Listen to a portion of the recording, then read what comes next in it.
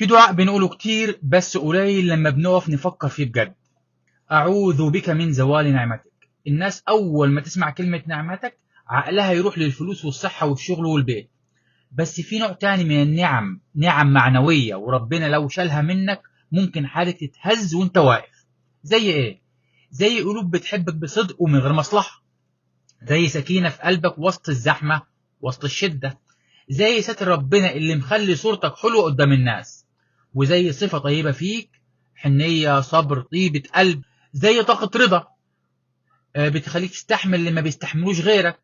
كل ملمح خير فيك أو حواليك حتى لو مش باين ده رزق من عند ربنا، مش شطارتك ولا ذكائك ولا إنك بتفهم. اللي لازم نفهمه كويس، في لحظة ممكن تنام على حال وتصحى على حال تاني خالص.